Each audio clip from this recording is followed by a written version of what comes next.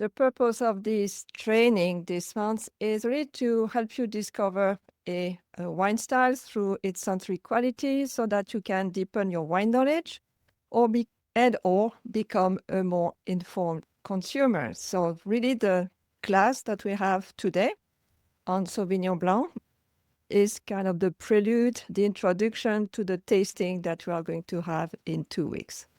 And if you're already a part of the Curious Palates community, you will see in your calendar those two events. So we are here today for the sensory class, and the monthly tasting is scheduled later this month on August the 26th. And if you are not a member of our great community, the Curious Palates Wine Sensing, I invite you to join us, and you can scan this QR code here.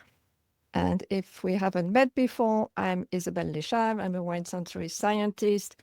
I have a long experience behind me as a corporate researcher and an academic researcher, always in sensory and consumer science, really trying to understand, how what we perceive influence our behavior, our choices, our preferences.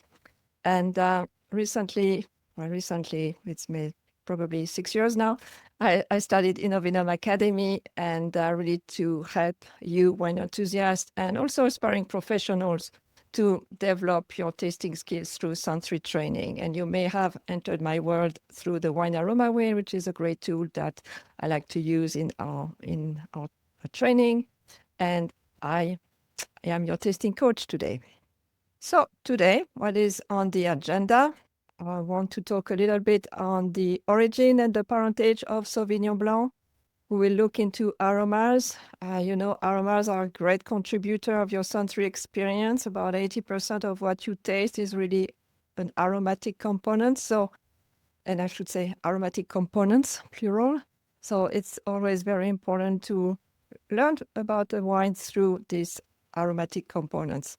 So that would be the second point. And the third point is about how the winemaking choices impact as well the style.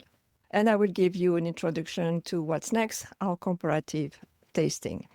So Sauvignon Blanc, it has a wide spectrum of qualities, of sensory qualities.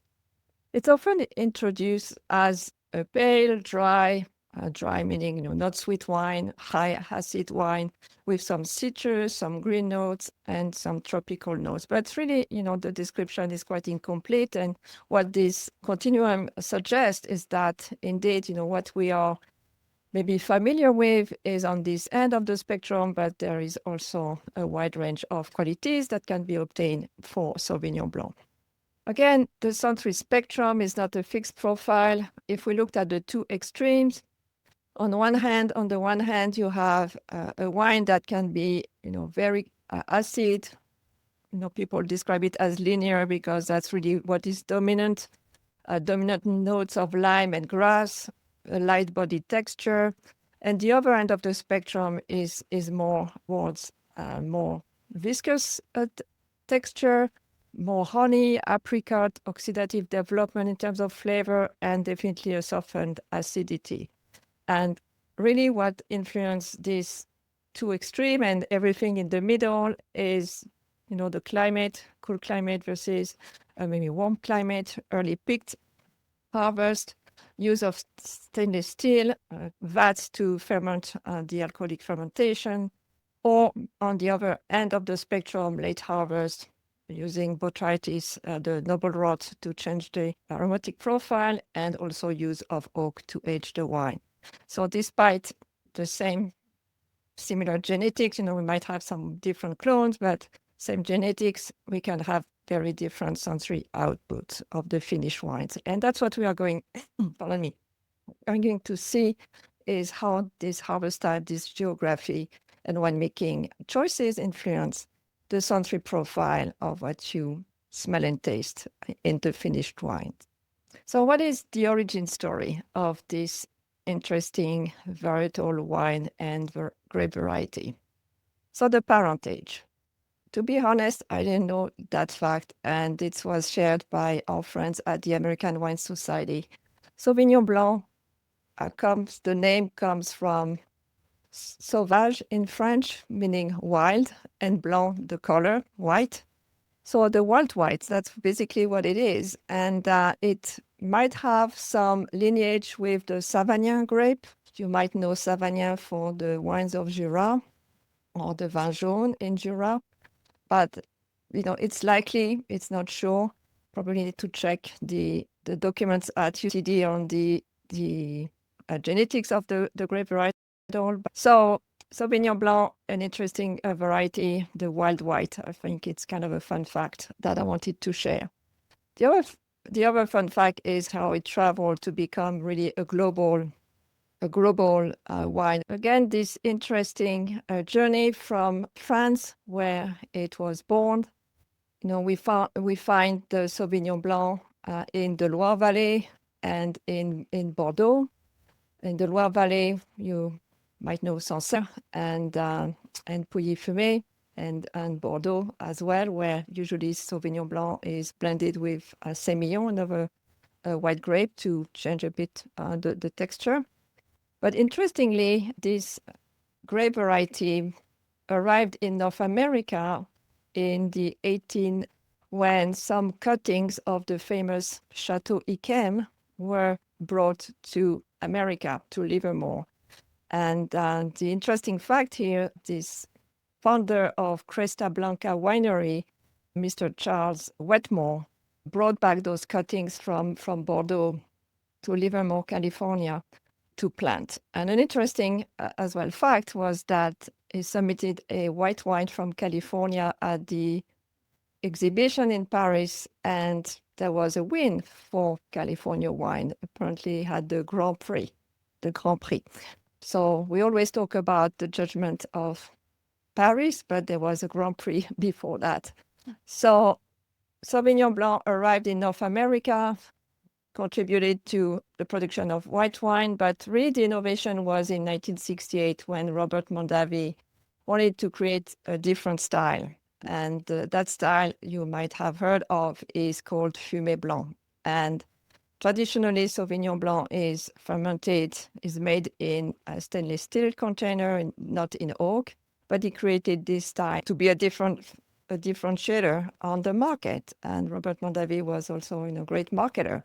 So he created that blend with some oak influence, and that was a great success and still is.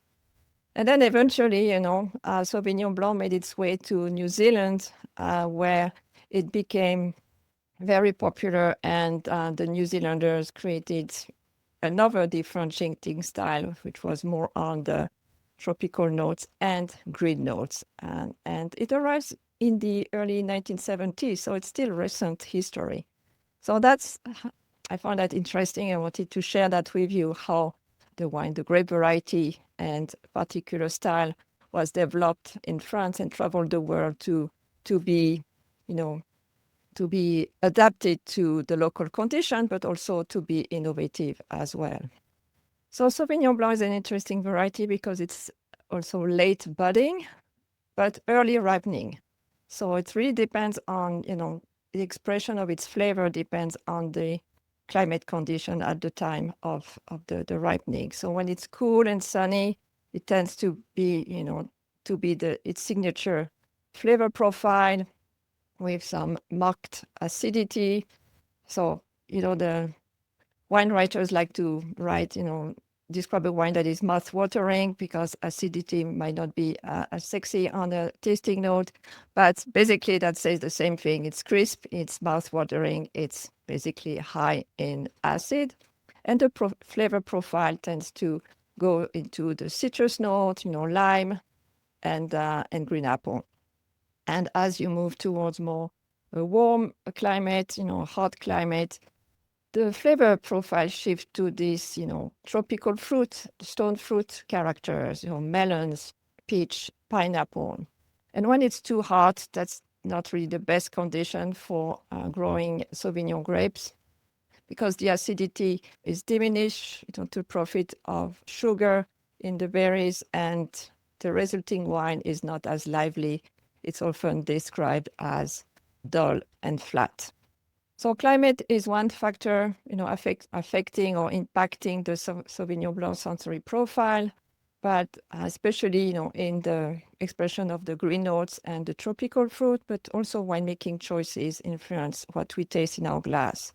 By the end of this section, we will unveil what those boxes are hiding, and we'll have a complete sensory map that you'll be able to use as you continue your study on wine, but also to experiment as a wine consumer, different styles if you wish to.